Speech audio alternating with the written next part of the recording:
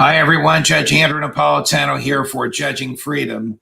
Today is Tuesday, September 13, 2022. It's about 10:45 in the morning here on the East Coast of the United States. Shortly before the weekend, on Friday, throughout the day, actually, it started at 6 o'clock in the morning. The FBI spanned out throughout the country and issued or served between 30 and 40 grand jury subpoenas to former high-ranking members of the Trump administration, former high-ranking members of the Trump campaign, people involved in financing the events on January 6th. What is this all about? Well, there is a major criminal investigation going on with respect to January 6th. And the feds have begun to zero in on the former president himself, and they're now trying to trace the money trail to see where the money came from. You know, Donald Trump is facing, this is not good. Whether you like him or not, this is not good. He's facing a number of criminal investigations. Mar-a-Lago, criminal investigation. January 6th, criminal investigation. Sending false and phony electors from Georgia to the Capitol, criminal investigation. That's a state investigation. It doesn't involve the feds. By the end of this month, a criminal trial will begin. The people of the state of New York versus the Trump Organization. It's a criminal prosecution of his company, alleging tax fraud, bank fraud, wire fraud, and insurance fraud. And the principal witness for the government in that case, a guy named Alan Weisselberg, who for 40 years was the chief financial officer of the Trump Organization.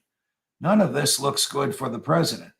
But what happened over the weekend with the issuance of these 30 or 40 subpoenas and the seizure of the cell phones from Boris Epshteyn, whom I know well, he was at Fox many, many times, he's a lawyer from New Jersey, very high-ranking advisor to Trump when he was in the White House, and Mike Roman, whom I don't know, also a high-ranking advisor to Trump in the White House. They were not only subpoenaed, but rather than asking them to bring their mobile phones with them, the grand jury instructed the DOJ to go to a federal judge and get a search warrant.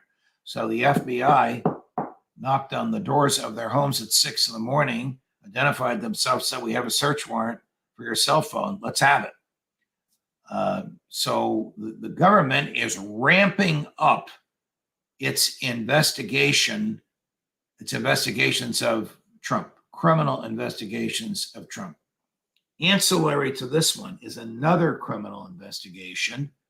I say ancillary because it may be connected, of his PAC, his Political Action Committee, which has raised about $200 million. This is money raised after he left the White House.